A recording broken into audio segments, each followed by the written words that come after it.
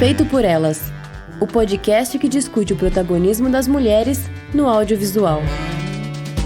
Oi, gente, eu sou Isabel Wittmann. Eu sou Camila Vieira. E antes, os nossos agradecimentos às nossas madrinhas maravilhosas Carolina Roncone, Letícia Santinon e Lorena Luiz. E, gente, para produzir esse podcast, nós precisamos de tempo, de equipamento, de dedicação. E para isso a gente também precisa de toda a ajuda possível de vocês que nos ouvem. Então, se vocês quiserem nos apoiar pelo nosso financiamento coletivo, qualquer valor, você já recebe a nossa newsletter quinzenal, mas a gente também tem muitas outras contrapartidas muito bacanas. E você pode colaborar com a gente no padrim.com.br/feito por elas e no patreon.com/feito por elas. Nós temos categorias de diversos valores que cabem no seu bolso. E você também pode nos ajudar divulgando o podcast. E esse é o nosso terceiro episódio especial comentando a Mostra de São Paulo, esse ano na 44ª edição, em formato online, né, por causa da pandemia. Então a gente teve essa diferença, né, que é o que tem acontecido com todos os festivais aí pelo Brasil, pelo mundo também, né. E a Mostra de São Paulo aconteceu entre 22 de outubro e 4 de novembro agora. Nesse programa nós vamos comentar um pouco dos filmes que a gente assistiu, o que a gente recomenda, a experiência em geral, focando na presença de mulheres no cinema. E nós também vamos ter a participação de outras mulheres da crítica, destacando seus filmes preferidos. Então, primeiro, a gente vai compartilhar com vocês um pouco dos bastidores. Eu acho que é interessante, né, para quem não sabe como que funciona o festival, saber dessas questões, né. Ano passado a gente comentou um pouco como que foi a cobertura também do Olhar de Cinema em Curitiba, enfim. E apesar da mostra começar no dia 22, as cabines para imprensa começam uma semana antes, então o nosso trabalho já começa antes, né? É por isso também que quando a mostra começa, os veículos pelos quais vocês acompanham as críticas, enfim, como o próprio Feito por Elas, mas outros também, né, já costumam ter, né, algumas críticas no ar. Geralmente são 2 filmes por manhã, mas podem ser até 3. Na presencial é assim, e esse ano também não foi diferente, né? Só que dessa vez a gente recebia os filmes na nossa conta do Mostra Play, né? Foi também cabines virtuais. E como foi pra ti, Camila, essa experiência da Mostra Online? Eu adorei a plataforma da Mostra Play e nesse último semestre eu venho acompanhando vários festivais online para entender como é que funcionam esses formatos, os streams, né, essa plataforma que esses festivais estão usando. Eu acho que a plataforma da Mostra Play foi uma das melhores que eu pude acompanhar. Os filmes não travavam em nenhum momento, assim, eu achei super leve a plataforma. E aí, sobre as cabines, o grande diferencial é que todos os filmes eles já estavam prontos com legendas em português, diferente das cabines presenciais da mostra, pelo menos nos anos que eu acompanhei, muitos dos filmes eles não tinham nem legenda, porque o serviço de legendagem eletrônica ele só vai estar pronto mesmo durante a mostra. E assim, mesmo durante a mostra, a gente vê vários problemas técnicos com legendagem. Então você torce para que tenha uma boa legendagem eletrônica, porque às vezes falha, dá problema no computador.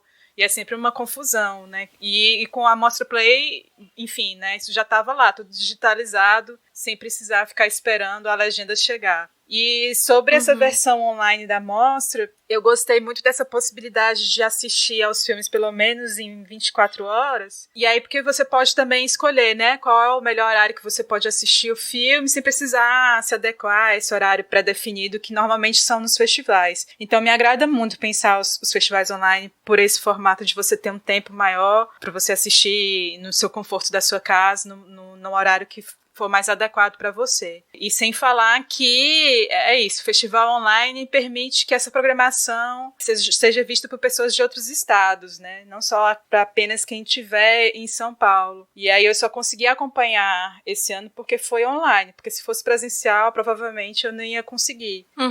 Concordo demais, essa questão da legendagem realmente fez diferença, e isso do filme ficar disponível por 24 horas eu também gostei muito, né? Mesmo os filmes das cabines, né? Porque as cabines de imprensa da mostra tem essa coisa, né? De que às vezes começam às 9 ou 10 da manhã, né? E aí vão terminar às vezes 1, 2 da tarde, sei lá, tipo depois do almoço, né? E aí quando a gente já tem uma programação de mostra, quando a mostra já começou, é sempre aquela loucura de comer qualquer coisa e às 2 horas partir partir pra primeira sessão dos filmes da Credencial, né? Então, assim, uma das coisas que mais me pega na mostra é que eu acho muito cansativo o processo, né? Então, eu realmente achei muito confortável a coisa de ser em casa. Porque é claro, né, que a telona, ela às vezes faz falta, especialmente em filmes, assim, que demandam mais atenção, né? Que demandam também esse ambiente imersivo, né? Mas eu achei que o ritmo em casa foi bem mais fácil do que ao vivo. Até porque, assim, a gente que já frequentou a mostra, quem ouve a gente que já frequentou a mostra, sabe que muitas vezes a gente fica com um buraco de tempo entre um filme e o outro, não cabe nada ali no meio, né? E aí a gente tem que trocar não só de sala, às vezes de cinema, então tem que correr pra outro cinema que às vezes é tipo meia hora a pé de distância. E em casa eu achei muito mais fácil pra organizar esses horários de ver os filmes e de escrever sem me atropelar, enfim. E o fato de que eles ficam ali disponíveis essas 24 horas, eu também achei ótimo, como tu falou, né, Camila? Porque, por exemplo, o Festival de Gramado, que foi pelo Canal Brasil, né, ele tinha horários fixos, né? E isso pra mim foi super cansativo, porque no caso do Festival de Gramado eu tava no júri, eu tinha que assistir todos os filmes que passavam, então eram 2 curtas brasileiros, um longa brasileiro e um longa estrangeiro todo dia, só que começava de noite, às 8 da noite. Então os filmes estavam terminando tipo quase 1 da manhã, meia-noite e meia. E eu, particularmente, sou uma pessoa que durmo super cedo. E aí, vários dias seguidos nesse protocolo. E sendo que de dia a gente tá trabalhando normal. E aí, de noite, ver tantos filmes, né? Muito mais cansativo. E aí, aqui com a mostra, eu consegui organizar de assistir todos os filmes ao longo do dia, início da noite, e terminar num horário bom, assim, de trabalho, né? Sei lá, eu gostei, no final das contas, assim. Eu sei que não é a mesma coisa que um festival presencial, mas eu achei a experiência ótima. E sem falar que quando você tá no festival presencial, rola os filmes começarem 8 da noite, terminar 1 da manhã, porque, enfim, você tá ali dedicada apenas àquilo, né? E aí, no só pra ritmo isso, da né? rotina de casa, não, você tá fazendo um monte de trabalhos, você tem que se acordar mais cedo pra já trabalhar com um monte de coisas e ser essa coisa multitarefa mesmo, e aí não dá, assim, não rola, assim. Festival no remoto, com o horário certo, eu acho bem complicado. Concordo. E aí agora a gente vai começar ouvindo as recomendações das nossas convidadas, né? E começando com a Neuza Barbosa, do portal CineWeb, que falou sobre Mulher Oceano, da Jean Sganzerla. Então ouçam agora o comentário da Neuzinha. Eu sou Neuza Barbosa, editora do site CineWeb, e um filme escrito, dirigido e até atuado muito, na maior parte, por mulher, foi Mulher Oceano, da Jean Sganzerla. Eu gosto muito do trabalho da Jean como atriz, que eu conheço até de teatro também, fora o cinema. E nesse filme ela interpreta um duplo papel, né? Uma escritora que vive em Tóquio e uma mulher, uma nadadora que vive no Rio de Janeiro. E ela consegue criar uma atmosfera muito interessante entre os dois ambientes, entre as duas cidades, né? Criando e como ela emerge o corpo dessa mulher nas duas cidades, nas duas atmosferas, né? Elas têm perspectivas existenciais diferentes, né? E ela consegue introduzir esse olhar feminino sobre todas as coisas, inclusive sobre o ambiente da cidade. Tóquio é uma cidade muito high-tech, muito urbana, e a outra a Ana vive no Rio, e o mar é que ocupa mais esse espaço dela. Mas o mar está presente nas duas histórias, né? Acho que ela criou uma história muito orgânica, muito feminina e muito rica em camadas, né? E o roteiro também é escrito por 2 mulheres, né? A Jean e a Vanna Medeiros. E o filme tem uma densidade, para mim, que está na fotografia, que está no som, que está no rosto dela, que segura muitas das situações, né? Foi um filme desses que ultimamente eu vi e que me agradou bastante. Nenhuma de nós viu esse, né? Não cheguei a ver. Tá. Esse ano eu optei a não assistir nenhum filme brasileiro na Mostra de São Paulo, porque já faço muitos trabalhos de curadoria ao longo de todo o ano, vendo filmes brasileiros, então, quando eu vejo outros festivais, principalmente festivais internacionais, eu prefiro optar pelos filmes estrangeiros. Faz sentido. Então fica a recomendação da Neuza, mas a gente não pode comentar o filme, né, porque realmente não assistimos a ele. A Flávia Guerra, do podcast Plano Geral, fez um apanhado de filmes de cineastas estreantes, principalmente brasileiras. Ela destacou Chico Rei, Entre Nós, da Joyce Prado, Um Dia com Jerusa, da Viviane Ferreira, Mar de Dentro, da Inara Toffoli, O Livro dos Prazeres, da Marcela Lorde, Mulher Oceano também, da Jean Sganzella, e O Êxtase, da Moara Passoni. Eu tenho um time assim, de mulheres brasileiras que eu queria destacar e que me encheu assim, de alegria de ver esse time estreando seus longas de ficção, né? Porque a mostra tem esse olhar muito especial para quem está lançando seus primeiros e segundos filmes, que entram aí na competição entre os mais votados, né, do público que disputam o prêmio da mostra. E que lindo é ver assim, Joyce Prado com Chico Rei, Viviane Ferreira com Um Dia com Jerusa, Dainara Toffoli com Mar de Dentro, Marcela Lorde com o lindo O Livro dos Prazeres, Jean Sganzerla com Mulher Oceano. E olha, eu só falei uma, a Moara Passoni, né, com O Êxtase. Olha, eu só estou citando as que me vêm assim à cabeça. Então, é muito reconfortante, assim, é muito gratificante. A gente que acompanha cinema há tanto tempo, que se une, tem um olhar muito atento às mulheres do cinema no mundo inteiro, vê que tem todas essas brasileiras e cada uma com seu estilo, seu cinema, e trazendo também vários desses filmes temas intimistas, que não são menos universais, porque são intimistas, né? O Livro dos Prazeres é a descoberta da Lore, a Lore de Clarice Lispector, mas é a Lore da Marcela também, revisitada, atualizada para o mundo contemporâneo, descobrindo o amor, o sexo, né? Essa questão da mulher nesse mundo, muito sensorial, mas de dentro também e aí a mulher descobrindo a maternidade, né? Toda a solidão que a maternidade traz e todas as questões nada romantizadas, mas tem delicadeza ali também. A Jean também é um filme que tem muita sensorialidade nessas duas mulheres aí, com esse oceano unindo.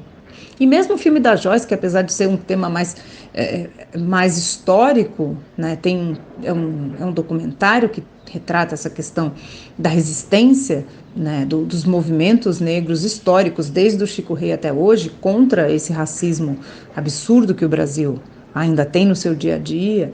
Jerusa é um filme cheio de poesia, né, que não deixa essa nossa questão de lado, mas traz ali a Léa Garcia, num momento assim que ela merece tanto, a interação do Jerusa cheia de poesia. Então, e mesmo o Êxtase, que é um filme super intimista, que traz muito da Moara, é também um filme que fala de um tema que a gente na coletividade tem que discutir mais, que é a anorexia, né?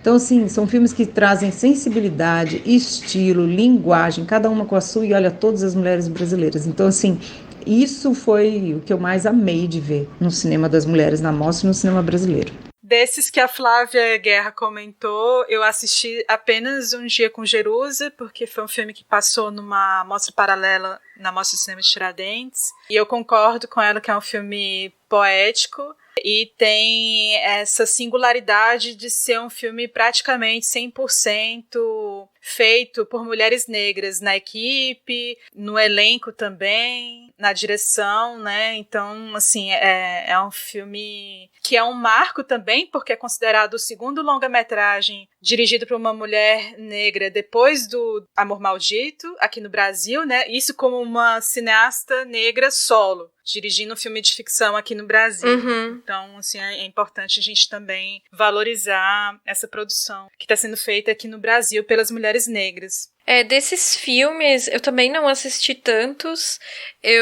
Na verdade, eu só vi O Mar de Dentro, da Inara Toffoli, e O Livro dos Prazeres, da Marcela Lorde, eu não sei como pronuncia o nome dela. E O Mar de Dentro foi um dos meus filmes brasileiros preferidos que eu assisti, assim, achei um filme super sensível. A gente vai ter outro depoimento mais pra frente que vai falar muito bem a respeito dele, mas é sobre uma mulher que se descobre grávida em um momento da vida e da carreira dela em que ela não contava com isso, e ela embarca na decisão de levar adiante essa gravidez, né? É um retrato muito não romantizado na minha percepção, e é muito bonito nos pequenos detalhes, assim, ele mostra a rotina dela, as descobertas, e mostra muito o que tem ali de solidão, sabe? Dessa coisa de ser uma mãe e no filme especificamente uma mãe solo. Eu achei um filme muito bonito. E já o Livro dos Prazeres, da Marcela Lorde, ele é baseado, adaptado, né, de um livro da Clarice Lispector. Enfim, eu não gostei tanto do filme. Eu gostei muito da Simone Spalladori. Eu acho que ela tá ótima no filme. Mas eu acho que tem uma coisa meio engessada, um tanto artificial na forma como a trama se desenrola. Eu nunca li esse livro, então eu não tenho como saber o que disso vem da obra original e o que é colocado no filme, né? Mas, assim, não foi um filme que me empolgou tanto, né? O Êxtase eu tenho um pouco de curiosidade, eu não consegui assistir. A Moara Passoni é roteirista do Democracia em Vertigem também, né? E esse é o primeiro filme que ela dirige. Enfim, mas eu acho que o que é interessante que a Flávia traz também não é nem só a questão da qualidade, se gostamos ou não dos filmes, mas o quanto de diretoras brasileiras que estão chegando agora e realizando esses filmes, né? Então, foi uma mostra que realmente teve muitos filmes estreantes, né? Sim, bastante. E a Carissa Vieira, do canal de YouTube Carissa Vieira, e a Bárbara Demerov, do Adoro Cinema, as duas recomendaram Shirley, da Josephine Decker, sobre a escritora Shirley Jackson. Então, primeiro nós vamos ouvir aqui o áudio da Carissa. O áudio da Carissa deu uma falhadinha no começo quando ela fala o nome do filme, mas depois dá tudo certo. Eu vim falar do filme Josephine Decker e protagonizado pela Elizabeth Moss. E assim, é engraçado porque eu confesso que eu não queria falar de um filme dirigido por uma americana, protagonizado por uma americana, mas não tem como não falar desse filme porque foi uma grande surpresa. Que a Elizabeth Moss ia ser maravilhosa não foi surpresa nenhuma, porque ela é sempre maravilhosa. Só que é um drama biográfico e, assim, eu não imaginava que ele pudesse ir por caminhos tão diferenciados. A gente tem visto vários filmes nos últimos anos que, enfim, são dramas biográficos, né? E no caso desse filme, a gente tem algo muito diferente do que tem sido feito, né? Com relação a essas biografias. E é bem interessante porque esse filme, ele parte de um roteiro, né, que foi baseado no romance da Susan Scarf Merrill, que, na verdade, pegou uma história fictícia em torno da vida real da Shirley Jackson. Ela criou uma história fictícia a partir de fatos da história da Shirley Jackson, que era uma autora que, enfim, escrevia, né, esses contos e romances assustadores. Hoje em dia a gente vê algumas coisas bem interessantes sendo feitas no cinema que são baseadas nas suas obras. E, enfim, eu gosto muito das personagens femininas e do quanto esse filme é um filme de mulher. A gente vê ali a Shirley vivendo, né, um relacionamento extremamente abusivo e a gente vê o marido dela interpretado muito bem, mas, assim, ele é um nojo, sabe? Ele explora ela de muitas formas, ele é abusivo de tantas maneiras. E a gente vê também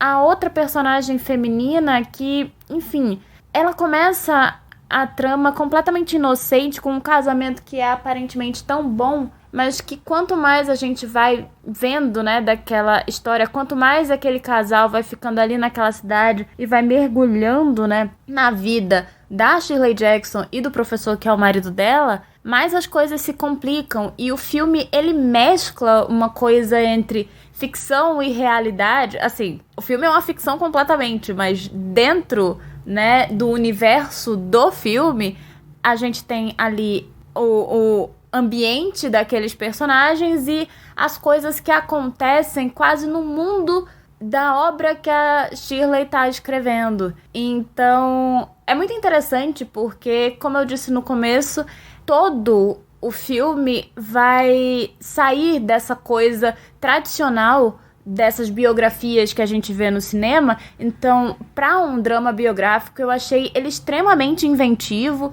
E é isso, eu gosto demais da direção da Josephine Decker e eu acho que a Elizabeth Moss tá excepcional. E, enfim, é um filme que merece ser visto e se você tá de saco cheio, né, dessas biopics, dessas biografias que têm saído por aí. Sem dúvida alguma, essa é uma biografia que vale porque é isso, ela é diferente. E agora é a vez da Bárbara.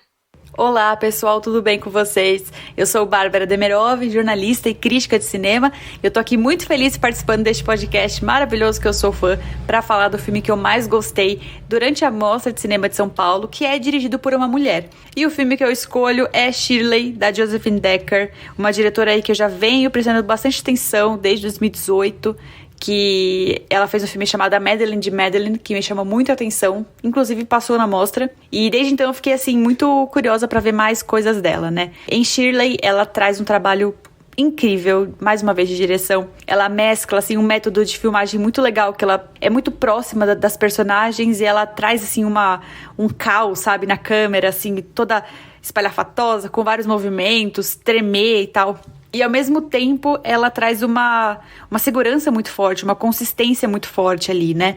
Então é um trabalho muito, muito interessante, muito firme, que traz drama na medida certa, até romance também tem um pouco, mas é um trabalho de, assim, que ela destaca muito bem a personagem da Elizabeth Moss, que ela interpreta a Shirley Jackson, uma escritora que realmente existiu, muito famosa. E esse filme ele é bem, como eu posso dizer, ele é bem assim, um filme interno, ele é sobre os sentimentos que não aparecem na superfície dessa mulher e também da jovem Rose, que é interpretada pela Odessa Young. Então as duas ali, elas vão se conhecendo e descobrindo coisas novas sobre si mesma. Então eu acho que é muito interessante o trabalho, realmente, praticamente só com mulheres, né? Claro que a gente tem homens no elenco e que também eles explicitam bem o machismo, né, da década de 50 e 60, através de personagens super intelectuais, professores, autores, super inteligentes, e que são machistas, né, que não valorizam tanto as mulheres que eles têm. Então é bem legal, assim, ver como a diretora dá atenção à dinâmica das personagens femininas para construir um relacionamento transformador mesmo, sabe? Tanto profissional quanto pessoalmente. Então eu recomendo demais esse filme. Deve estrear logo em circuito, né, e também deve chegar às premiações, porque Elizabeth Moss, mais uma vez, ela traz uma presença, assim, que parece que a gente tá ali dentro com ela, sabe? É fantástica a atuação dela e também é fantástica a direção. Eu gostei muito que as duas recomendaram esse filme, porque ele já vinha sendo falado de meses atrás, né? E no final ele chegou na mostra já quase sem fôlego, porque já tava, digamos assim, já tinha gerado uma expectativa e já tinha passado, né? O burburinho. Eu gostei muito desse filme, da forma como a Josephine Decker usa o estilo dela. Eu achei interessante que a Carissa Vieira trouxe esses detalhes de bastidores da produção, né? Do processo de adaptação do livro pro filme, isso acrescenta muito na percepção da obra. E assim, a Josephine Decker, acho que ano passado ou retrasado, teve na mostra com o filme lá, o Madeleine's Madeleine, que foi um filme que eu não gostei nada, assim, achei um negócio, adoro experimentação, mas foi uma experimentação irritante que não tava indo pra lugar nenhum, mas uma loucura audiovisual. E aí o Shirley, eu acho que ela já consegue pegar essa loucura audiovisual experimental dela e aplicar em uma narrativa de uma forma que não descarte o estilo dela, mas que ao mesmo tempo sirva a essa história. E uma história que é muito interessante, né? E aí, pensando que a Shirley Jackson é essa escritora de sucesso, né? Que era autora de livros, a maioria, assim, que flertava com o terror, enfim, né? A história mais famosa dela é A Assombração da Casa da Colina, que gerou o clássico filme O Desafio do Além, de 63. E aí, não sei, eu gostei demais desse filme. Eu endosso super a recomendação das duas. E ver a Elizabeth Moss se entregando pro papel da forma como ela se entrega é sempre um prazer, né? Porque é uma atriz que realmente consegue grandes atuações quando não tá presa a um roteiro que não dê profundidade suficiente para suas personagens, né? Mas ela sempre se destaca. Esse filme eu não cheguei a ver. Eu tenho vários livros da Shirley Jackson aqui em casa, estão na minha lista, assim, pra começar a ler, e fiquei interessada aí de que forma ela vai tentar mostrar essa cinebiografia, né? Uhum. É bem não convencional, né? Enfim, eu achei que é isso, né? Porque como eu falei que a diretora tem uma coisa experimental, ela conseguiu usar isso num filme que poderia ser só, né, a cinebiografia padrãozinho, né? A Bia Zasso, do Formiga Elétrica, e Bia na Toca, falou do Mar de Dentro da Dainara Toffoli.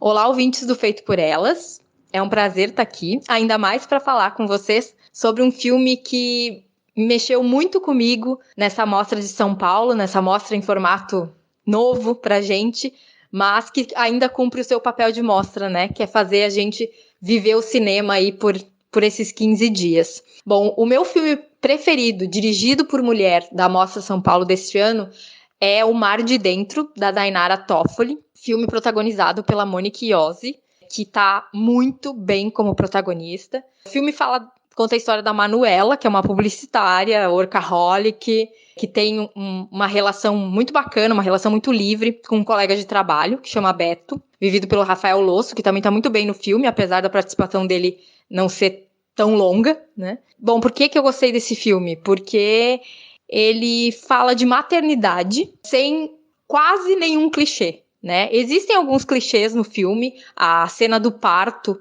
me soou, assim, bem torta. Eu acho que ela reproduz questões que outros filmes que falam de maternidade, que tem cenas de parto, possuem. Mas, assim, no geral, é um filme humano, é um filme humano no sentido de toda a complexidade que é um ser humano, ainda mais um ser humano mulher. E nessa situação, né, de pré-maternidade e depois pós-parto aí, que é talvez o momento da vida mais louco, mais intenso, mais encantador e assustador que alguém pode viver.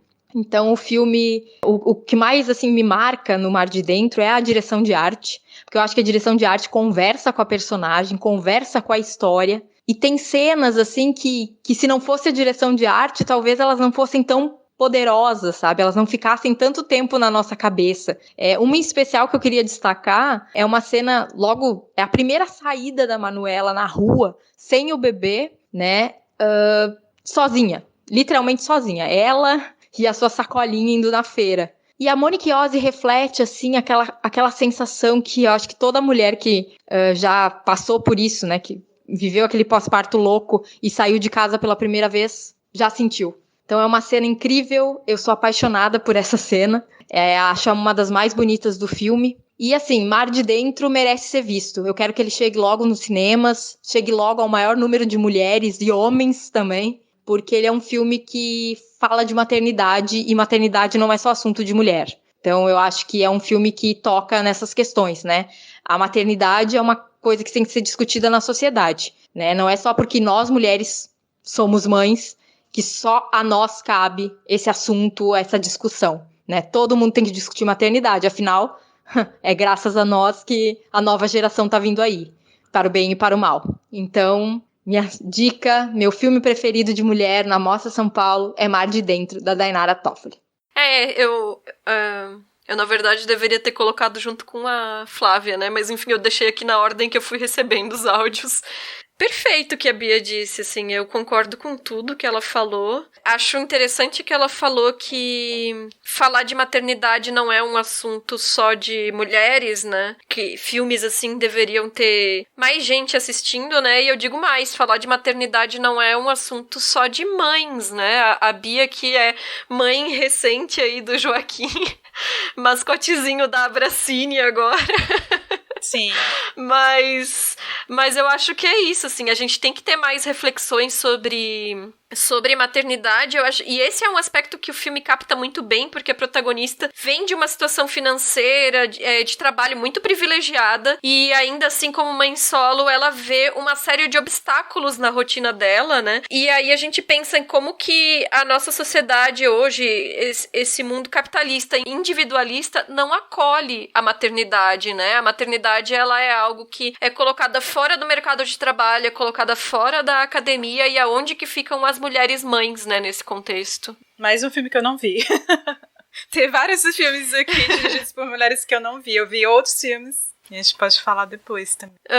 E a Rosana Iris, aqui da casa, né, do Fleabag por Elas, ela indicou o meu Rembrandt eu vou tentar pronunciar o nome dessa diretora. Eke Hogendijk, algo assim. Enfim, é uma diretora holandesa, e então vamos ouvir agora o áudio da Rosana. Oi, gente, tudo bem? Meu nome é Rosana Iris e eu sou da equipe do Fleabag por Elas. Eu apresento o programa junto com a Estefania Amaral aqui no Feito por Elas mesmo, a cada 15 dias. Um dos filmes que eu mais gostei de assistir agora na Mostra Internacional de Cinema de São Paulo foi o meu Rembrandt. Ele é um documentário que é um mosaico de histórias, e algumas histórias que giram em torno da compra e da aquisição e da procura de quadros do Rembrandt. Então, a documentarista holandesa, que eu não vou me arriscar a falar o nome aqui, ela reúne isso, que vai desde um dos diretores de do Museu do Louvre e do Museu Holandês, que estão querendo adquirir uma obra que são pares, né, do Rembrandt, até colecionadores e pessoas que compram arte, né. Então, a história gira muito em torno dessas pessoas que não têm o menor contato com a realidade das pessoas comuns. Então, a gente com muita grana, por exemplo, um cara que tem um castelo em algum interior da Europa, e ele tem, sei lá, aquelas casas com 1 milhão de quartos, e num deles, na sala de leitura dele tem um Rembrandt, até esse pessoal que compra arte, né, que vai atrás de novos quadros, desses mestres da pintura, né. Eu acho que o ponto alto do filme é como o tom que a diretora usa para retratar essas pessoas, porque eu acho que isso é o tipo de história que poderia ficar muito chata e ficar muito repetitiva, e ficar um monte de gente rica fazendo coisa de gente rica que não interessa mais ninguém além de gente rica. E ela usa disso para, de certa forma, debochar daquelas pessoas e, de certa maneira, apontar o ridículo daquilo de forma não tão expressiva assim, mas só a retratação do absurdo fica claro pra gente, sabe? Desde uma cena que um desses colecionadores fala que beijou um quadro do Rembrandt, até o ridículo desse cara obcecado com o quadro que ele tem na sala de leitura dele. E, enfim, eu indico bastante o filme. Gente, esse meu Rembrandt foi um dos meus filmes preferidos da mostra. Eu acho que não foi muita gente que deu bola, assim, pra ele, porque era justamente, como a Rosana falou, um documentário sobre gente que compra quadros do Rembrandt. Mas eu acho que a graça dele é que ele mostra as intrigas, as traições, as picuinhas, tudo que tá envolvido ali em um mercado que é permeado por gente muito rica, o que torna tudo muito engraçado, assim, o contexto de todos os bastidores que acontecem. E o filme é muito divertido, vale demais pra quem talvez pegar na repescagem. Eu não vi se ele tá na lista da repescagem, mas eu acho que vale a pena. Não vão pela sinopse, porque ele é muito mais legal do que a sinopse parece. E a Nayara Renaud, do Nervo Site, falou sobre o Beans, da Tracy Deer, e sobre Mamãe, da Sol Beruezo Pichon Rivière.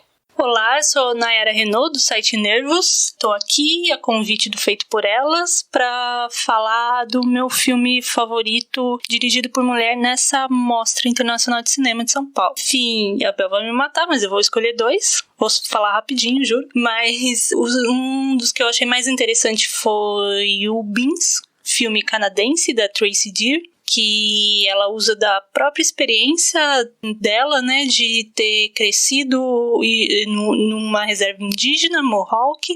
Ela é de origem Mohawk e ter vivenciado a crise Oka, que foi um conflito entre os indígenas e as forças policiais, né, de segurança do governo canadense. E ela usa esse pano de fundo para um coming of age convencional até, né, de certo modo, mas equilibra isso muito bem. Eu acho que vai muito nessa lógica que alguns filmes recentes de Hollywood e também aqui do Brasil fazem, assim, uma normalização transgressiva, assim como tem muito do ódio que você semeia, mas que você também vê no Alice Júnior aqui do Brasil, ou se não com o Amor Simon, que é isso, né, você tá vendo aquele filme adolescente tradicional para justamente trazer uma empatia público e pro espectador perceber que, enfim, todo mundo sofre aqueles dilemas, né? Ou pode sofrer aqueles dilemas, não é que todo mundo vai passar por aquilo, mas enfim. E também, mas o simples fato de dar o protagonismo para um grupo que dificilmente ou quase nunca alça essa posição no cinema já é transgressivo por si só. Então, acho que é um filme que consegue conjugar isso muito bem. E, pra falar rapidinho, antes que termine meu tempo, o outro filme que eu gostei também bem é o Mamãe, da Sol Berruezo Pinchon Rivera. É um filme argentino e ela é uma cineasta muito nova, né? Só de 24 anos. É o primeiro filme dela, estreia total. Enfim, no IMDb não tem nem curta, assim, que a gente saiba. E é uma estreia muito interessante. Ela fala de um tema muito delicado, né? Que é o luto, mas através do olhar infantil e é de uma delicadeza, uma ternura, assim, como ela traduz também nas imagens, assim, nesses fragmentos, essa dificuldade de lidar com o luto, né? E como cada um vai lidando com o luto de um jeito diferente, né? Porque é a relação da irmã que fica com a mãe que entra numa depressão muito grande, ao mesmo tempo que essa irmã, que é o ponto de vista, né, da narrativa, né, que por onde o público vai entrar nessa história, ela também tá passando por essas transformações também no Coming of Age, também entrando na adolescência, se descobrindo, né? Junto com esse drama pessoal, familiar. Então, é isso, tá? Obrigada.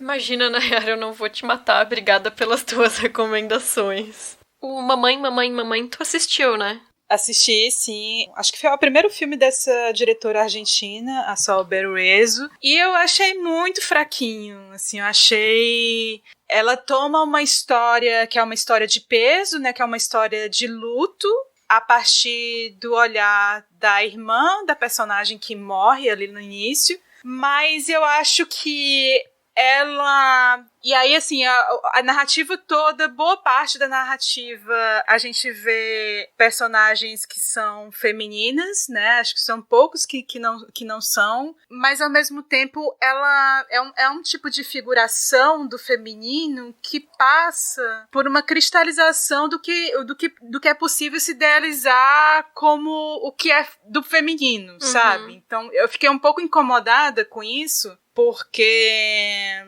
me pareceu ser tudo delicado demais. Eu não vi, assim, o peso necessário para conseguir contar essa história. Me parece que ficou muito superficial, mesmo no momento em que elas saem daquele espaço doméstico, né? Porque tem isso, né? Elas ficam reclusas ali naquele espaço doméstico, mas no momento de fuga dali, aquilo ali também não causa uma transformação que seja diferente de tudo que a gente já viu, assim. Eu achei um filme muito Candy Color, assim, sabe? Para lidar com esse universo que poderia ser de uma outra forma que não aquilo que já é esperado do que seria a construção do feminino. Então isso me incomodou um pouco.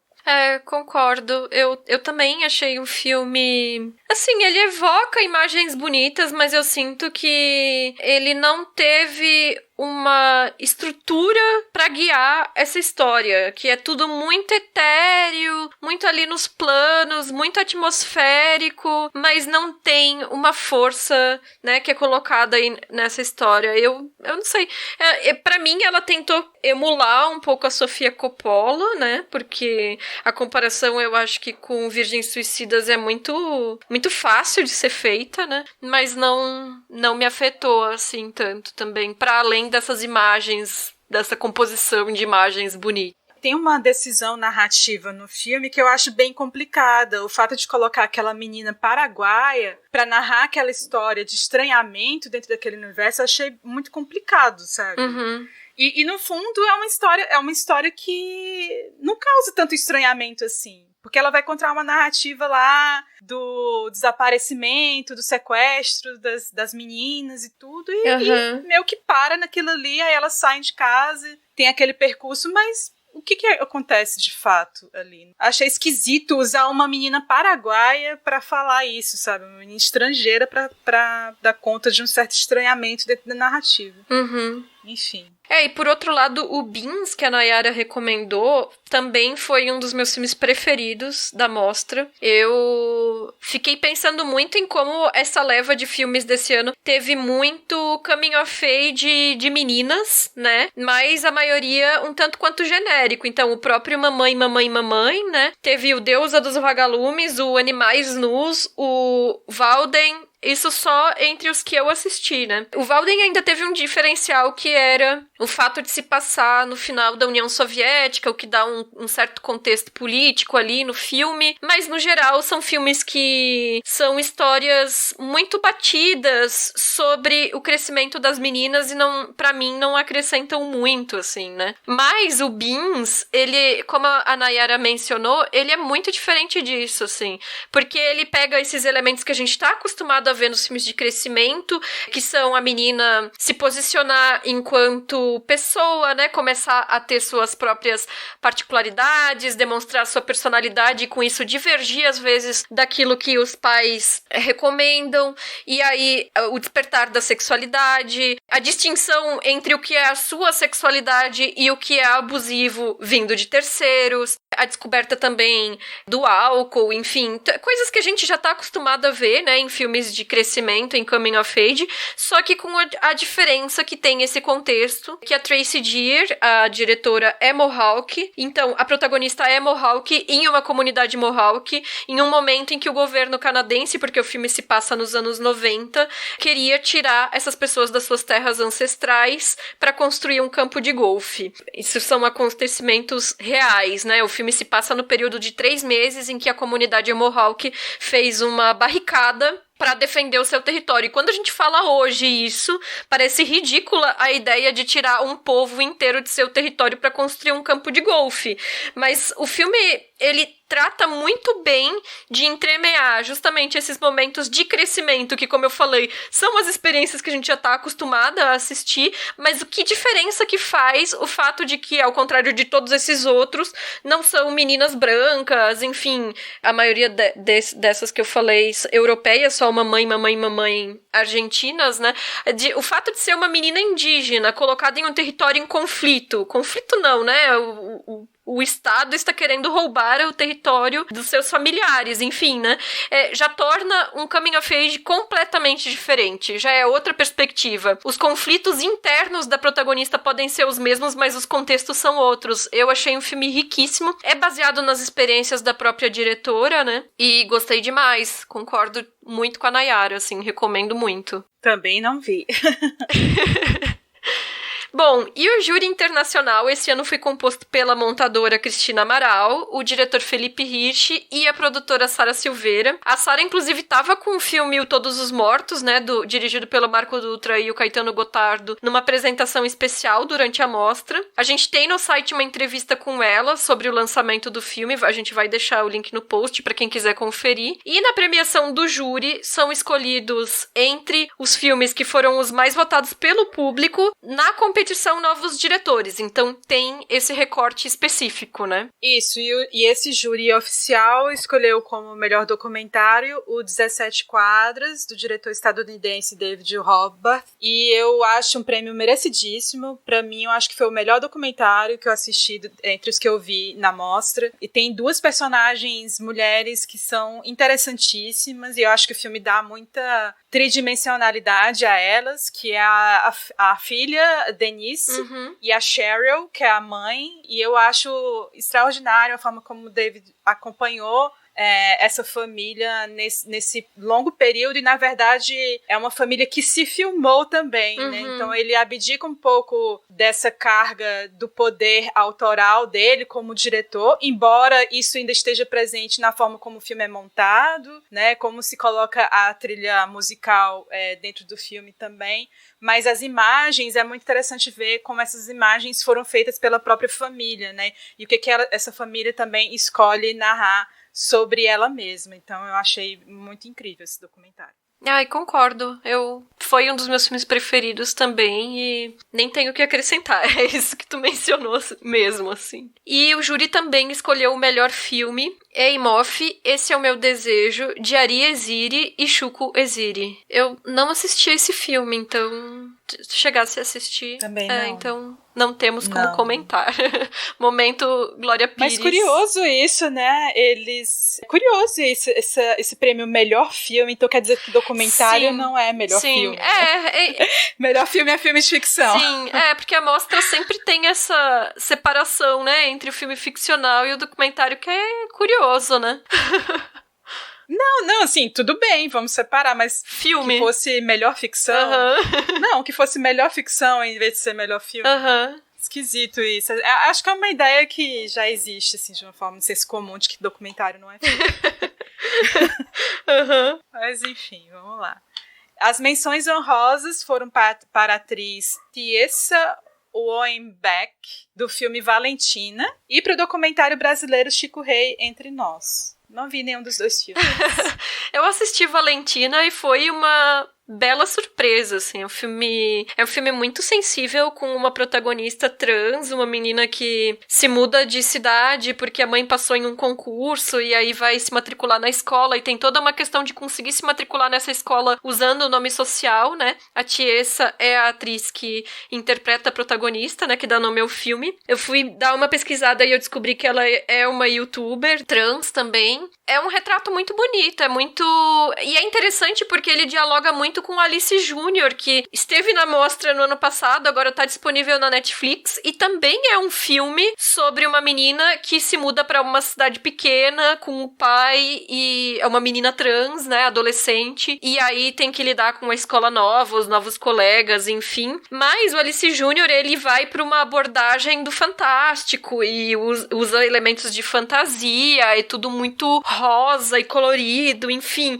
E aqui a gente já tem um drama mais naturalista. É um filme muito sensível, é um filme bonito, e a atriz realmente tá sensacional, assim, merece a menção honrosa pelo menos, se não outros prêmios que provavelmente virão aí no futuro. Um dos prêmios ainda da mostra é o prêmio Projeto Paradiso, que é uma iniciativa do Instituto Olga Rabinovich, que inclui uma mentoria nacional e uma consultoria internacional para o lançamento do filme, né? E foi para Neuros, do Guilherme Coelho. Eu não assisti esse filme. Também não. Não tô com sorte. Os filmes que as pessoas estão escolhendo, eu não assisti. Mas vamos lá, continuar. E o júri da Associação Brasileira de Críticos de Cinema, a Abracine, desse ano, foi composto pela Ela Bittencourt, do Lissaria, o Francisco Carbone, do Cenas de Cinema, e a Juliana Costa, do Cineclube Academia das Musas. O prêmio da Abracine é conferido ao melhor filme brasileiro de realizadores estreantes e foi para o Êxtase, da Moara Passoni. Como a gente falou antes, a gente não viu esse filme, né? Então, ficamos devendo aí o júri da Abracine. E o prêmio da crítica, ele é escolhido por uma comissão da imprensa especializada que cobre o evento, na definição da mostra, né? Esse foi o 3º ano que eu fiz parte do grupo. É um processo bem interessante, apesar de que eu acho confuso que tem 2 prêmios da crítica, né? Porque o prêmio da Abracine e o que eles chamam de prêmio Abracine, né? E não de prêmio da crítica. E aí esse que chama prêmio da crítica. E aí, esse ano, esse júri foi composto pelo Ailton Monteiro, a Bárbara Demerov, Bárbara Santos, o Bruno Carmelo, Inácio Araújo, eu, em ordem alfabética, né? Jorge Cruz, Leonardo Sanches, Luiz Carlos Merten, Luiz Joaquim Luiz Anin, Marcelo Miller, Márcio Salem, Maria do Rosário, Caetano, Matheus Mans, Nayara Reinaud, Neuza Barbosa, Robledo Milani, Rodrigo de Oliveira, Ubiratã Brasil, Úrsula Passos e Wesley Pereira de Castro. Inclusive, achei curioso porque esse ano a mostra, no release dos vencedores, publicou essa lista, né? Assim, esse júri, ele não é escolhido antes da mostra começar, ao contrário dos outros. A gente só é avisado do convite quando já tá rolando o festival perto de terminar. E eu queria agradecer, né, a assessoria da mostra pela confiança, pelo convite, né, por poder participar esse ano de novo do júri da mostra, que eu acho que é sempre uma experiência enriquecedora também, além, né, de ser uma honra. E o prêmio da crítica de melhor filme brasileiro foi para Glauber Claro, de César Meneghetti. Não vi esse filme. Então, o processo de escolha desse prêmio da crítica, ele envolve várias etapas de votação que vão diminuindo, né, a lista final, né? E na primeira etapa a gente indica 5 filmes, e o Glauber, claro, não estava na minha lista. Pra votação final, a gente tem que assistir em todos que ficam na lista final, né? Então, isso quer dizer que filmes que eu gostei muito e indiquei, como eu já falei, o Mar de Dentro, né? E como o Ana Sem Título, da Lúcia Murat, não entraram, né? Mas... enfim, o Glauber, claro, ele é um documentário muito interessante sobre o trabalho do Glauber Rocha quando ele filmou na Itália. E é isso, sabe? Eu acho que é um prêmio comportado, porque é um prêmio que agracia aí o cinema que fala sobre um cineasta consagrado, né? Ah, mas é um filme que é pelo menos inovador na forma como ele fala do Glauber? Ou é uma coisa mais parecida com Kubrick por Kubrick? Naquele caminho ali. Assim, falar só coisas óbvias que a gente já sabe sobre Glauber Rocha. Seria isso? Ou ele traz alguma coisa diferente? Eu acho que a diferença tá justamente nesse recorte dele trabalhando na Itália, que é uma parte da carreira que a gente eu pelo menos não assisti, enfim. E aí os interlocutores são as pessoas que trabalharam com ele na Itália. Então, são as atrizes, os atores, os outros profissionais italianos. O filme quase inteiro é em italiano com legenda, né? Eu acho que a diferença tá pelo recorte, mas como em termos de forma, é um filme convencional. E o prêmio da crítica de melhor filme estrangeiro foi pro Mosquito, do João Nuno Pinto.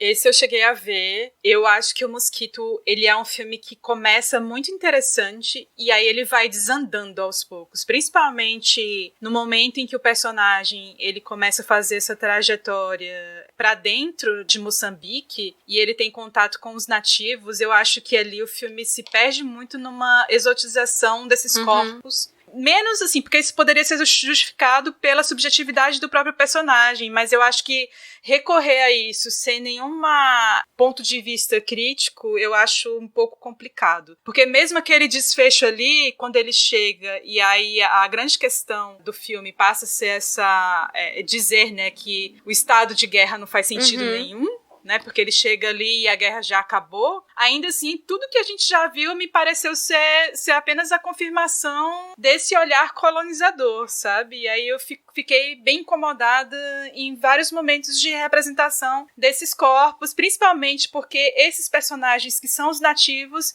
de Moçambique, que ele encontra ali, eles não têm fala legendada. Aí começa por aí. Incômodo, sabe? Mas, enfim, eu acho que é um filme que merece ser visto, independente disso, assim, mas eu fiquei bem incomodada com o filme. Esse foi um filme, na verdade, que eu gostei bastante. Foi também dos meus preferidos, né? Pra quem não assistiu, só pra contextualizar a guerra que a Camila mencionou, é porque o filme se passa na Primeira Guerra Mundial, um soldado português que tá em Moçambique por causa dos alemães que estão entrando em território moçambicano. Então, a questão ali é defender o território colonial, né? E eu já achei super interessante, pra mim, a questão dos delírios coloniais que são colocados ali, porque tem um quê de Apocalipse Now, né? As imagens noturnas que tem essa coisa meio surreal, a fotografia é linda, a luz de velas, a forma como esse soldado, ele nunca deixa totalmente de lado o olhar colonizador dele. Então, esses personagens, eles são sempre reféns desse processo, né? É a forma como ele enxerga o outro, sempre como distante, exótico, servil, às vezes sexual, né? Mas servindo a essa heterossexualidade branca que vê o sexo se transfigurar em horror quando sai do domínio dele. Então, eu gosto muito no final quando ele encontra um soldado alemão, porque daí ele encontra um homem branco que é o inimigo. Só que quando ele encontra o homem branco como que seria um inimigo, ele consegue ver um igual. Ele consegue ver nesse alemão alguém igual a ele e enxergar no que os colegas dele fazem com esse homem alguma espécie de monstruosidade. Quando, na verdade, o tempo inteiro ele é cúmplice da brutalidade imperialista. Então ele consegue ver o horror da guerra, mas ele não consegue ver o horror da exploração colonial. Então, assim, pra mim, essas contradições do personagem, a forma como ele se enoja com uma violência, mas não com a outra, isso pra mim eu achei muito bom. É um dos filmes que eu mais gostei. Mas eu entendo que é isso, que é de fato a subjetividade dele, mas o filme se paralisa nisso, sabe? O filme se paralisa na subjetividade desse personagem. Então, assim, não existe nenhuma abordagem de alteridade que possa servir de contraponto a isso. E aí, realmente, eu acho que o filme desanda pra mim. E aí é uma questão mesmo de pensar, assim, como é que são essas narrativas que tratam de colonização? Porque sempre parte desse mesmo pressuposto da subjetividade do homem branco, sabe? Parece que não vai para um outro lugar. Parece que não dá um passo mais adiante disso, sabe? E a gente sempre tá discutindo as mesmas questões, assim. E aí eu não gostei, não, da experiência. Fiquei bem incomodada. Mas agora vamos para os prêmios do público. Melhor filme internacional foi para Não Há Mal Algum, do Mohamed Hassouluf. Melhor documentário internacional para o Welcome to Chechnya, do Davi France. Chegasse a assistir esse Não Há Mal Algum? Não, eu vi só o Welcome to Chechnya, que eu achei um filme, sei lá, um filme que tem muitos problemas, porque explora essas imagens de violência, né, dos LGBTs, e ao mesmo tempo é um filme que o formato dele, o que é mais interessante é você ver como o diretor, ele acompanha a fuga desses personagens. Mas, no geral, é um filme bem... É isso, Talking Head. Aí ele se ancora muito em algumas figuras que fazem parte desse movimento, né? Que tá auxiliando essas pessoas a fugir de lá, né? Da Chechênia. Ou seja, então é só o olhar dessas pessoas para uma situação que é muito maior do que elas, então, assim, não me pegou muito. Essas situações de fuga que tu falou, eu achei que remetem muito a uma estética de cinema mesmo, de ação, assim. Tem uma cena que é uma sequência que é eles indo pro aeroporto e joga fora celular com chip, pega outra e troca de roupa. E aí eu fiquei, parece um esquema de filme de ação. E eu entendo que isso significa que provavelmente a situação é muito mais tensa do que a gente possa até imaginar, né? Então também para contextualizar para quem não assistiu, é um documentário que fala sobre a perseguição e o assassinato de pessoas LGBT no território da Chechênia, que é na Rússia, que começou nos últimos anos a se intensificar, e o governo nega que exista perseguições a LGBTs lá, porque, inclusive, o presidente da Chechênia diz que não tem como perseguir quem não existe, porque ele diz que não existe pessoas LGBTs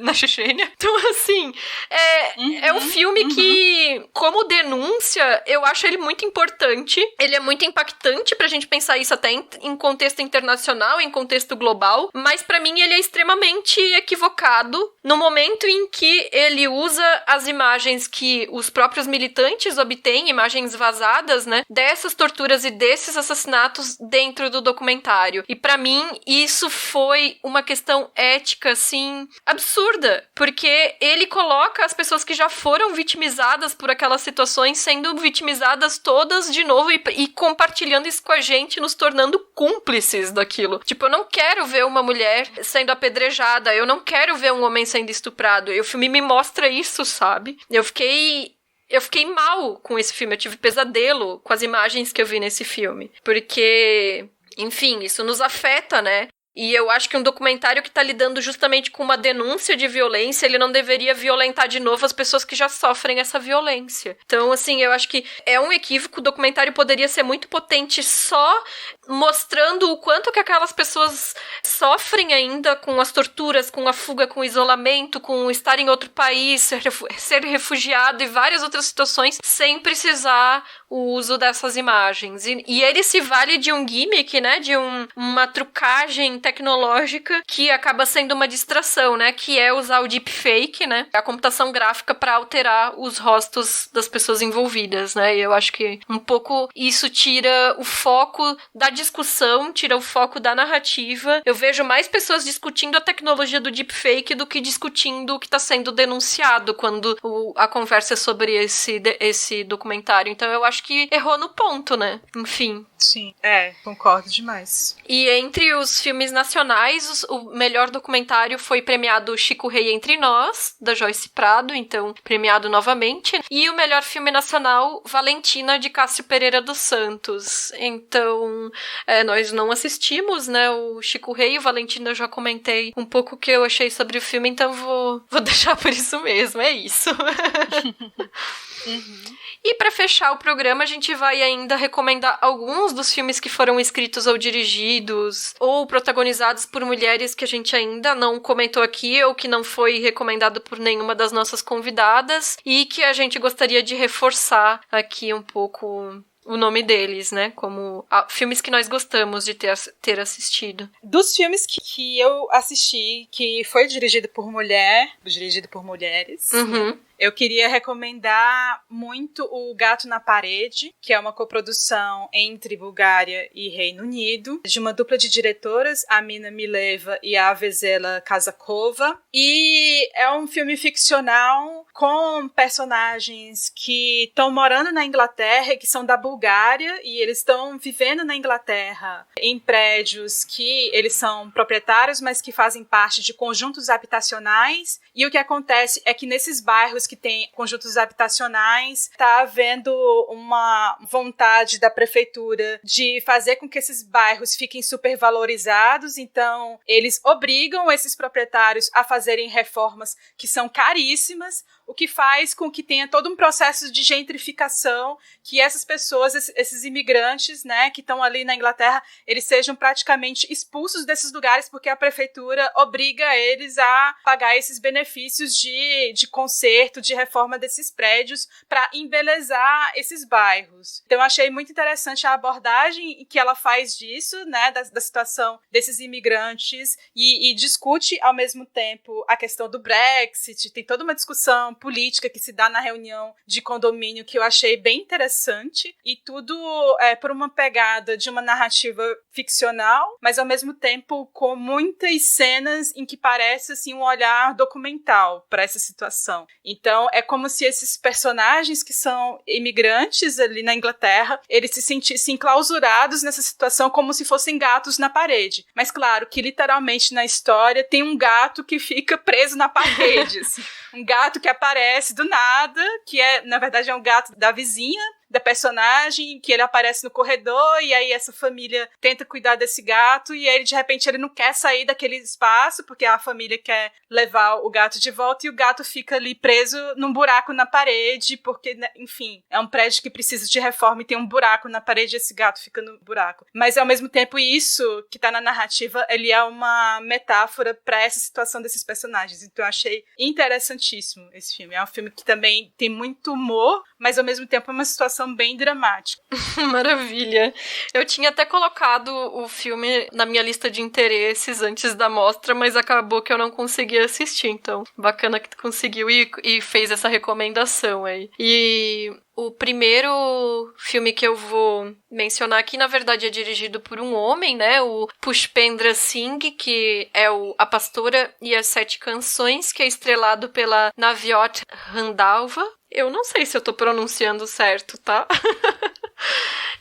Enfim, é um filme que se passa na região da Caxemira, na Índia. A questão das 7 canções é porque o filme realmente é construído como se fosse uma espécie de narrativa mítica, de poema, né? Que é organizado em 7 capítulos, que são as 7 músicas que são contadas ao longo da história. É uma coisa muito bonita. A pastora, que é a protagonista, ela é uma jovem de uma população que é chamada de Gujar Bakarwal, que é um grupo nômade, né? Uma população nômade na região da Caxemira. São pastores e ela se casa no começo do filme e faz esse deslocamento para viver na comunidade do agora marido dela. Mas existe uma série de situações que envolve o fato de que ela é considerada belíssima e existe um certo conflito de outros homens que têm interesse por ela e homens poderosos, como o chefe da patrulha dos limites ali, das bordas geográficas, né? Estão me fugindo das palavras aqui. Mas ela é uma personagem que é super obstinada, ela toma as decisões em torno da vida dela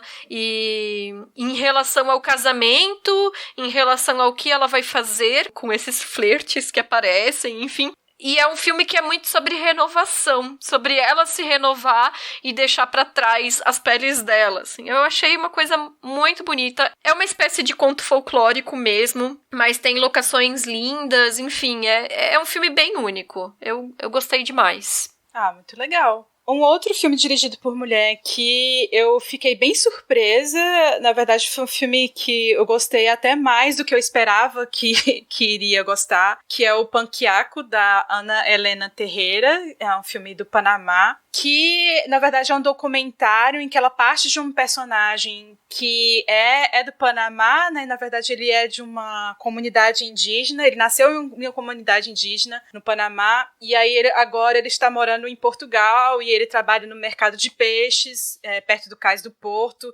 e aí tem essa questão de que ele vive ali solitário naquele trabalho dele e ao mesmo tempo tem muitas recordações da família dele, do pai dele, e na verdade ele retorna, né, para essa comunidade indígena de onde ele nasceu e ele cresceu, para tentar conviver com essas memórias e com sua própria ancestralidade. E eu acho muito bonito a forma como ela traz essa força por meio das imagens e desse personagem que na verdade ele vive entre esses dois mundos, né, esse mundo do que é prático, do trabalho que ele está fazendo em Portugal, e ao mesmo tempo esse mundo ancestral e espiritual que ele deixou para trás. Então eu acho muito bonito esse retorno que ele faz e a forma como ela faz esse paralelo com algumas mitologias indígenas. Então assim, foi um filme que me surpreendeu muito, gostei de ter visto. Mas bacana, eu assisti o Panquiaco também e interessante as tuas pontuações, gostei. Outra recomendação minha é o Isso Não É um Enterro, É Uma Ressurreição, dirigido pelo Lemoang Jeremiah Moses, que é um filme do Lesoto, estrelado pela atriz Barry Tuala Mlongo, que é uma senhora que faleceu inclusive esse ano, provavelmente esse deve ter sido o último filme da carreira dela, e que potência a atuação dessa mulher. Eu acho um filme lindíssimo, é um filme que, além dessa coisa dos coming of ages de meninas que eu tinha mencionado, me chama a atenção que também teve na mostra uma certa seleção de filmes sobre territórios ancestrais ameaçados pela chegada de um determinado capital, né? Então, acontece com Isso Não É um Enterro, acontece no Beans, que a gente já mencionou aqui, e no As Veias do Mundo. São filmes que abordam populações que têm modos de vida específicos e têm que lidar com a chegada do que é chamado de progresso, né? Para suas terras. Esse filme, ele capta a beleza das paisagens locais de uma maneira muito única. A fotografia também é um ponto de destaque, mas eu acho que o principal é justamente essa luta pela territorialidade, pelo espaço de fé, ainda que seja uma fé que já flerta com elementos que são variados, são misturados ali, né? O filme, ele usa de uma circularidade, enfim, tanto nas ações do passado e do futuro ali, como nos elementos que são colocados da direção de arte, a casa circular, a forma como a câmera circula os personagens, a câmera circula os espaços, então essa coisa do círculo é usada de várias maneiras, né? E a Mary Tuala, ela consegue retratar as emoções da personagem que ela interpreta de uma maneira impressionante, que é uma força latente, assim, nesse rosto, que é um rosto que é muitas vezes retratado no close, né? Porque o diretor, ele busca justamente essas marcas do tempo. É um filme que ele fala de um êxodo que se anuncia, mas não necessariamente se concretiza, porque ele dá uma possibilidade de luta para esses personagens justamente nas ações da protagonista, que se despe de tudo que ela era antes ali no desfecho. E eu acho que é uma reflexão, né, sobre qual que é o contexto de modernidade que cabe nas histórias das pessoas. A possibilidade de escolher quais mudanças vão ser assimiladas naquele lugar. Eu achei um filme de uma potência impressionante. Esse foi o meu filme preferido da mostra. De todos os que eu vi bastante filmes. Esse, pra mim, eu olhei e fiquei assim, uau! Dei 5 estrelas, eu não tenho absolutamente nada pra falar contra esse filme. Por tudo isso que você falou, Isa, concordo sobre isso, né? Sobre essa narrativa de um tempo circular, que é muito própria desse tipo de ancestralidade daquele povoado.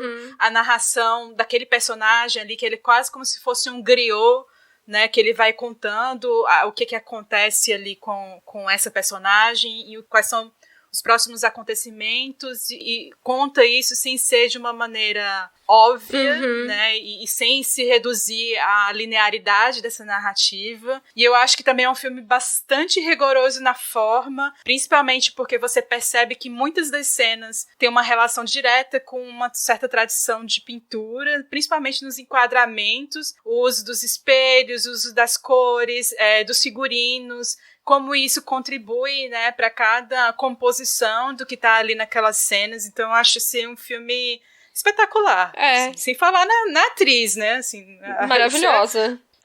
Não tem nem o que dizer. Assim. Também foi meu filme preferido e eu, até na época, no dia que eu assisti, eu dei 4 estrelas, mas quanto mais eu penso nele, mais ele me perturba, assim. E eu acho que eu vou fazer que nem tu e vou subir pra 5, porque não tem muito pra onde correr com esse filme. Eu achei sensacional. A minha próxima indicação também é um filme dirigido por mulher, que é o filme da Mira Fornay, uma diretora da República Tcheca, que é o Cozinhar, Foder, Matar, que eu acho que é um filme que tem um ponto de partida muito interessante, embora eu acho que ela se perca ali, num certo excesso de violência, mas eu acho interessante como ela provoca essas inversões nesses corpos, né, porque, enfim, ela tá querendo falar de como é que se dá essa violência doméstica e como é um absurdo disso, né, dentro daquelas situações ali, em que aquele personagem ele vai guiando, e aí tem um momento em que ela começa a provocar inversões dos papéis desses personagens. Então, assim, pra uma determinada personagem que sofre a violência doméstica no corpo,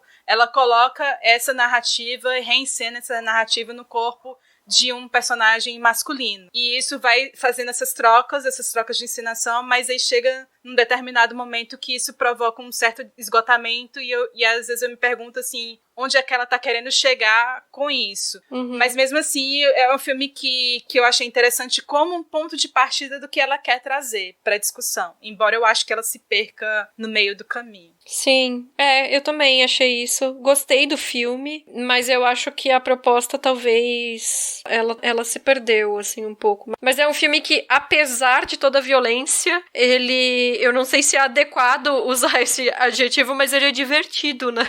Sim, ele tem um tom de cômico, né? Ele trabalha muito com repetição de situações. Mas aí é isso, ele trabalha com o cômico, mas também dá muito peso nos momentos que é pra dar. Sim, então... sim.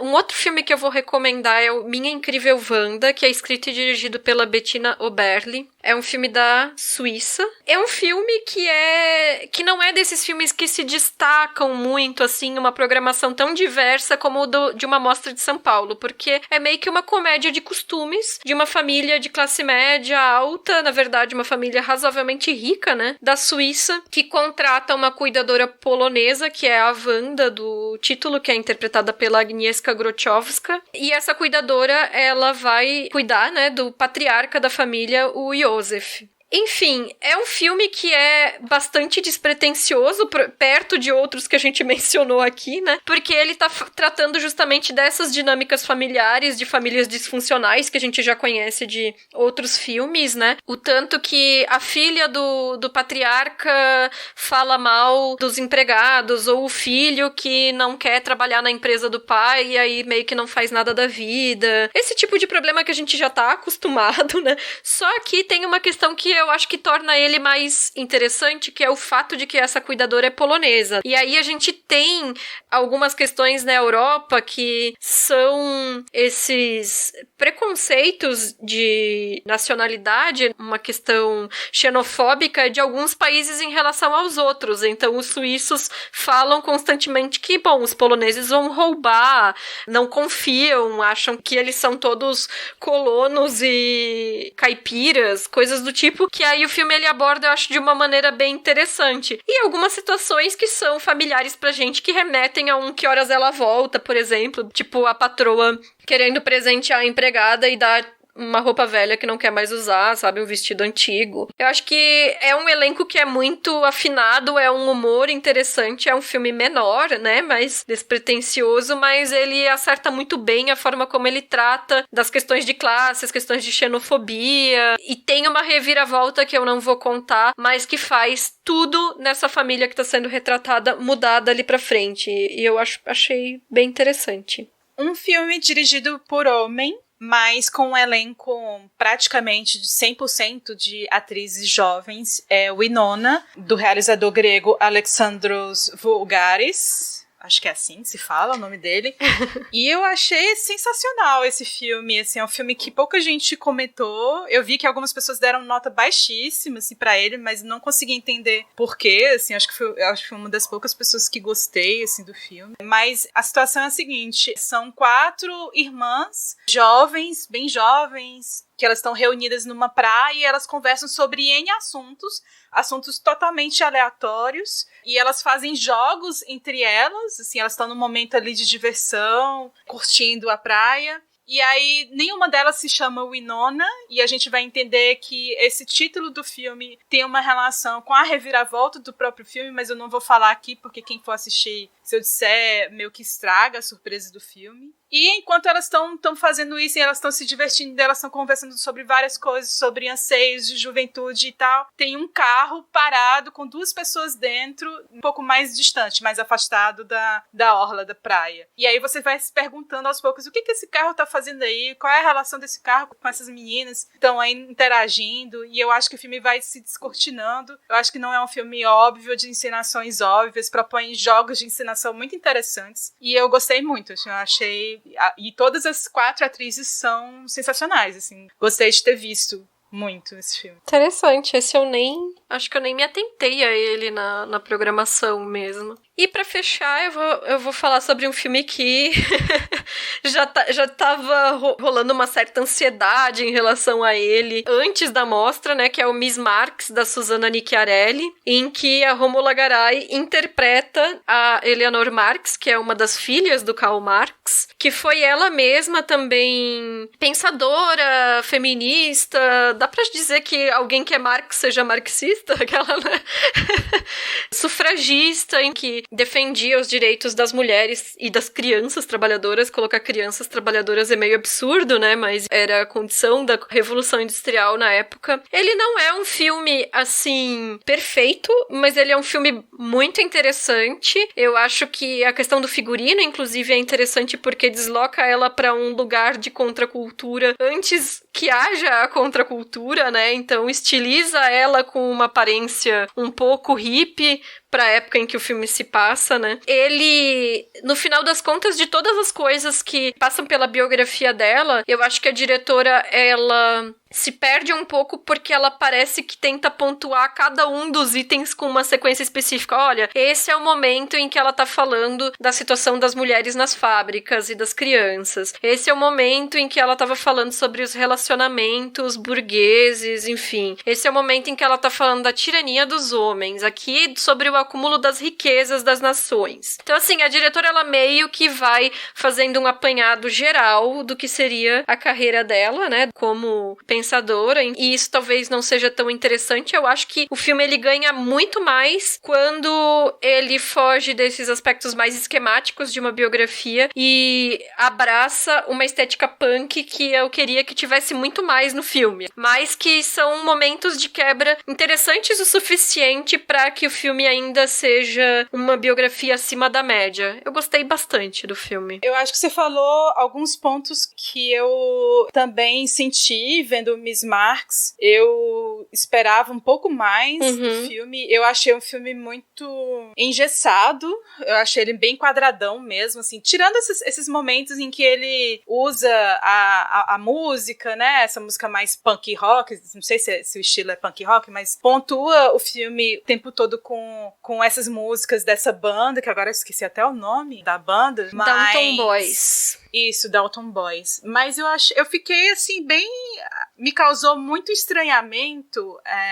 Tu se lembra o nome da diretora de fotografia desse filme? Porque é a mesma diretora de fotografia dos filmes da Céline Sciamma. Sim. E eu tava também, porque eu já tinha lido um pouco sobre isso, né? Que ela li algumas matérias que ela... Era isso, a diretora de fotografia era a mesma dos filmes da Céline Sciamma, que fez a fotografia do Tomboy, fez a fotografia do Lírios d'Água, do Garotas. E aí, o que acontece? Eu sinto que a direção de fotografia nos filmes da Céline Sciamma, ela tá muito mais fluida do que nesse filme do Miss Marx. Me parece que ela engessou muito a forma como ela compõe os enquadramentos. Boa parte dos enquadramentos do Miss Marx são enquadramentos frontais, né? Planos fixos e frontais, e a personagem de frente pra câmera. Então, acho que ela engessa um pouco essa forma do filme. E fiquei me perguntando por quê, sabe? Por que usar essa forma de se enquadrar, de se filmar, pra uma personagem que me parece que rompia com muitos padrões, né? Assim, ela teve esse relacionamento que, enfim, foi até um pouco difícil pra ela escapar ali, mas também que ela questionava, e a gente vê esses momentos de questionamento, assim. Mas é isso, assim, eu achei o filme muito engessado, muito quadrado, e que poderia, e é isso, a narrativa linear também, né, o uso dessas cartelas com os anos em que os acontecimentos passam, e é isso, assim, eu acho que ele provoca poucas rupturas pra uma personagem que poderia trazer mais do que isso, sabe, do que a forma como o filme é contado. Só pra acrescentar aqui, a diretora de fotografia é Crystal Fournier. Isso, Christopher. E nesse sentido é o que a gente tinha falado antes sobre o Shirley, né? O Shirley já é um filme que faz isso que tu falou. Rupturas, acho que é uma palavra que se encaixa bem, assim, de pensar de que forma a Josephine Decker estava elaborando essa biografia dessa escritora. É um filme também que busca provocar e busca essas rupturas, então é mais bem sucedido nesse sentido. E é isso.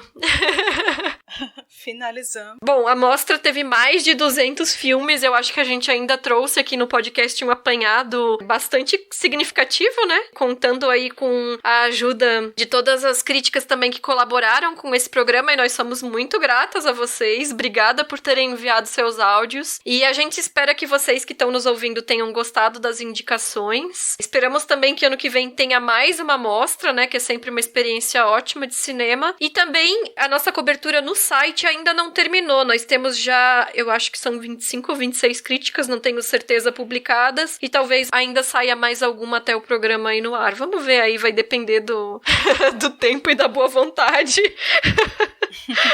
Talvez seja isso, mas enfim, temos então toda a parte de cobertura com as críticas escritas no site também, para quem quiser conferir. E vocês podem acompanhar o Feito por Elas nas nossas redes sociais, no Twitter, no Instagram, no Facebook e no Letterboxd, é só procurar por Feito por Elas. Avaliem a gente no iTunes ou então no aplicativo da sua preferência. E além do site e do feed, os programas também estão disponíveis em todas as plataformas e aplicativos de podcasts. E também estamos no YouTube. Os links e as referências dos filmes que a gente falou aqui, como sempre, estão listados no post. E também mantemos um grupo no Telegram. É só acessar o post e conferir o link. E é isso, pessoal. Mandem comentários se vocês quiserem falar sobre os filmes que nós mencionamos aqui hoje, né? Pro contato@feitoporelas.com.br ou no nosso site feitoporelas.com.br.